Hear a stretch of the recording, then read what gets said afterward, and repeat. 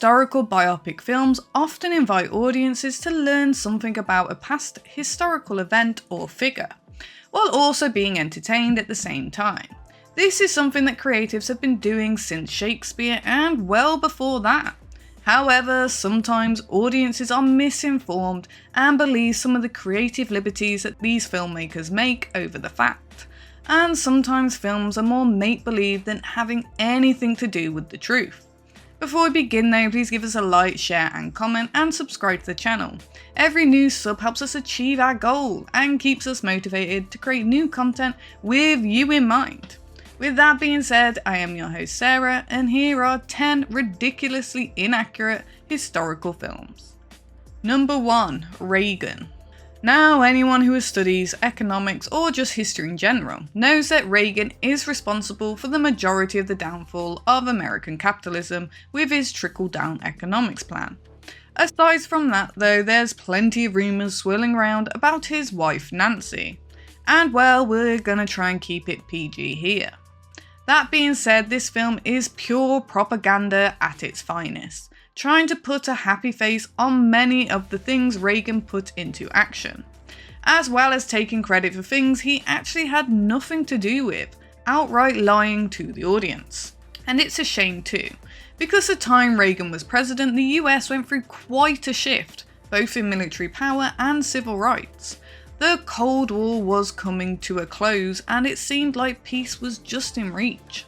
This film also boasts a pretty great cast, even if they seem to be playing the Lifetime movie of the weak version of this historical figures.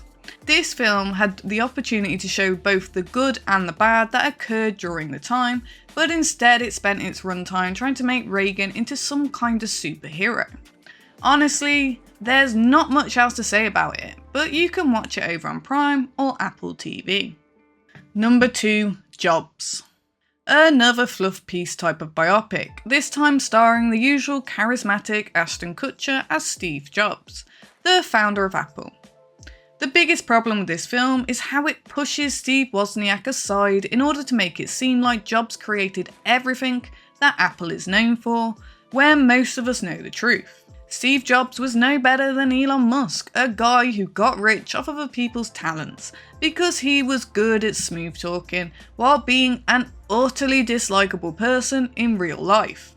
Something the film Steve Jobs starring Michael Fassbender did a much better representation of.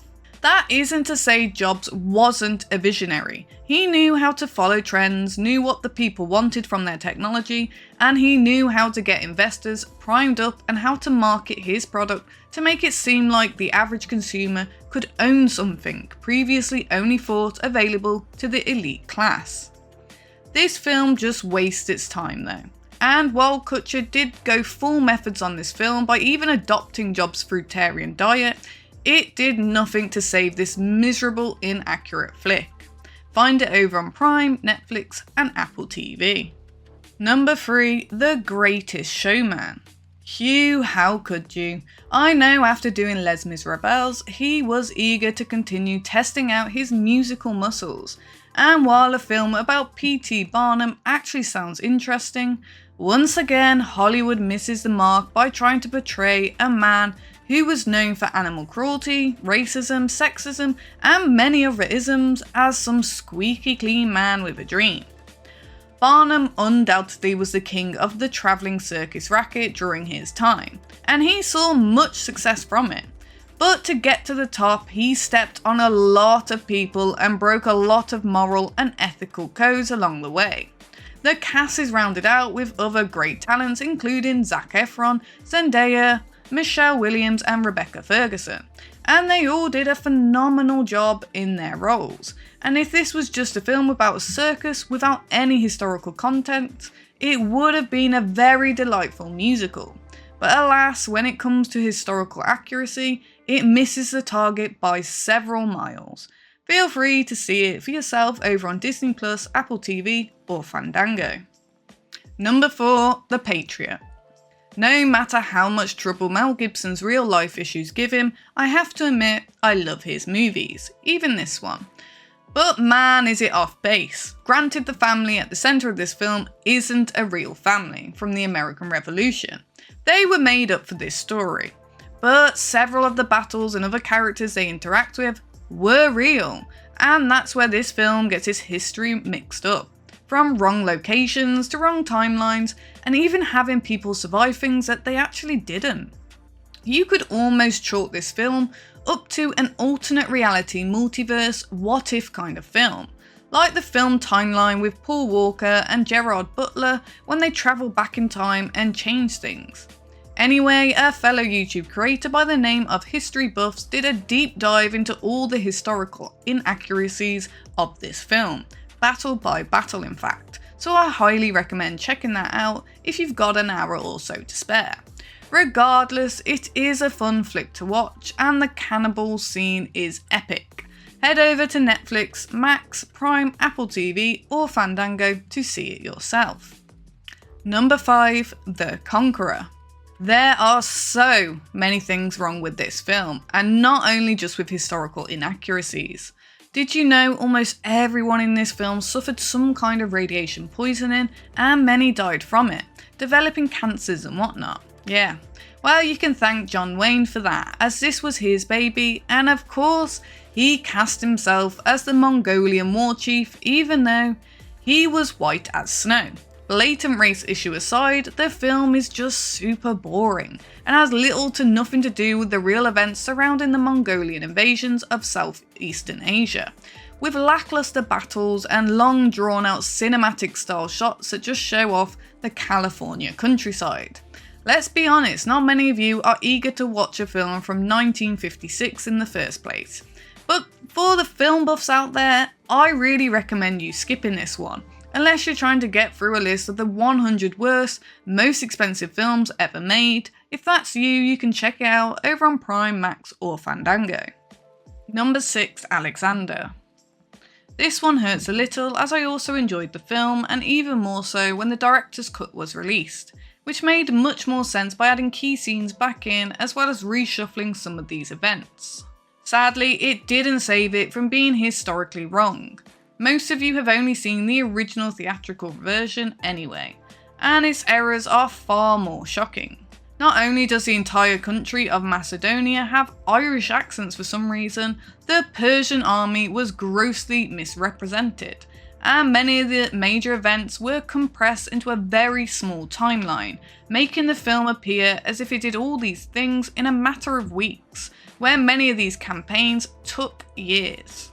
However, others like the Battle of Gaugamela and Alexander's death are pretty spot on, which kind of causes the film to have this "why did they then only show events X as a montage" type of feel. Many of the political aspects were also heavily oversimplified, when in reality it was so much more complicated as more and more tribes and nations were brought into the fold. There are also things that show up in the film well before they were actually invented or made, just for the purpose of having a cool scene.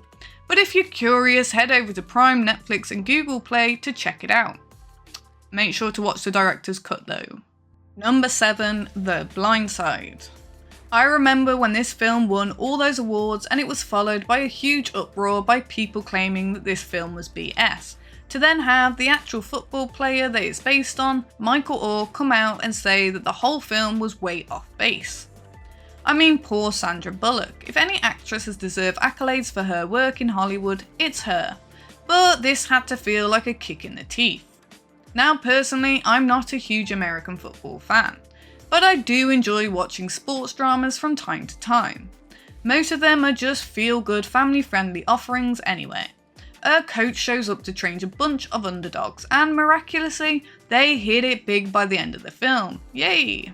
And yes, many of those films take liberties with the events surrounding that, adding small things here and there for narrative structure and whatnot. But the reason this film is on the list is because not only did the person who the film is based on call this film completely untruthful, but it also plays heavily into the white saviour complex many of these films have. For those of you who are unfamiliar with that term, it's when a film tries to downplay any kind of racial tension by making a white person the one who triumphs over it, so that white audiences can feel less troubled by the subject matter. The film itself is of course shot in a way to make you feel inspired and tug at those heartstrings. But it's not on the list because it's not a well-made film, it's here because it isn't historically accurate. Still, if you want to see it, head over to Prime, YouTube or Fandango. Number 8. Nina. Oh boy, speaking of racial issues, in the year 2025 we all know that blackface is not acceptable. Blackface was originally used in older films and stage plays because people of colour weren't really allowed to act, or in many cases the white cast refused to act alongside of them. And so they hired other white people and just painted their skin dark and exaggerated their features to look more black. Well, it seems like some filmmakers still need to be reminded of this, since Nina had its biggest controversy by casting Zoe Saldana, who is of South American descent and does have light brown skin. And they went ahead and painted her dark and gave her a big flat nose, and, well, I don't think I need to go on. Aside from the controversy, however, the film was plagued by several inaccuracies and a genuine lack of authenticity. Nina Simone never had a relationship with Clifton Henderson. He was actually homosexual. She never held a free concert in Central Park. They basically skipped over her role in activism and political engagement. And let's just say the musical performances were nothing like Simone's. But if you're curious, it's available on Apple TV, Prime and Fandango. Number 9. Green Book. Another award-winning film with a white saviour complex. I do enjoy both Viggo Mortensen and Mahershala Ali, as they are terrific actors who match each other's energies and play well with one another. But that doesn't mean this film didn't totally just make a bunch of shit up. Now, in truth, this is actually contested by the two families involved, as the Vallelongas claim the film is 100% true, and the Shirleys claim it is an utter false narrative. Now, Nick Vallelonga, the son of Tony Vallelonga, who Viggo plays, claims the only liberties they took were combining some stories, timelines, and move some events from one state to another state for creative purposes. What both sides can agree on, however, is that the two main characters were indeed friends in real life after going on this trip together. That doesn't mean that racism suddenly ended that day in America and all was well, as much as the film would have you believe. But those two were able to overcome their pre-existing notions about one another and learn to at least have some kind of civil relationship. The other major issue with this film is that it tries to blanket said racism and make it seem like Tony did all of Don's fighting for him, taking away his agency, something that was heavily criticised by both audiences and critics alike, especially after winning any awards. It is a well shot film though, with both actors giving it their best and a beautiful soundtrack. So if you can look past all of the other problems, head over to Prime, Max or Fandango to check it out. Number 10. Gotti. I'm just gonna say it, John Travolta as Gotti, who in their right mind thought this was a good idea? By this point, Travolta's stardom was already declining anyway, reducing the same straight-to-streaming bargain basement offerings that the likes of Steven Seagal and Casper Van Dien were dominating in. But casting him as a tough, menacing but highly strategic and ruthless mob boss just doesn't work. I know Travolta has played villains in the past, most notably in the film Face Off and in Swordfish, but that was the 90s when he got through a performance on charisma alone. When it comes to dark, surreal style biopic that's trying to imitate a gangster film from the likes of a Martin Scorsese, it just didn't cut the mustard.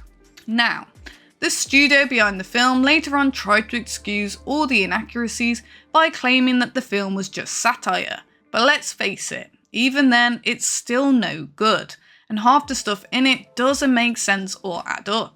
They got all the dates mixed up, locations all wrong, and just like Alexander, they feature technology in certain decades where it hadn't even been invented yet. I highly recommend avoiding this film, and instead seeing the 1996 film starring Armand Assante in the role. But if you want to see a car crash, head over to Prime, Peacock, Pluto or Apple TV. Thank you for checking out the video. Did we leave any films off the list? Let us know in the comments below. If you enjoyed the video, please like, share and comment and subscribe to our channel. And don't forget to tap that bell icon to stay up to date with all our latest releases. You can reach out to us on Twitter, also known as X, @StudioFat, or chat with us on Discord, which will be linked down below. I have been your host Sarah, and thank you for being here with me today. See you soon and take care. Goodbye.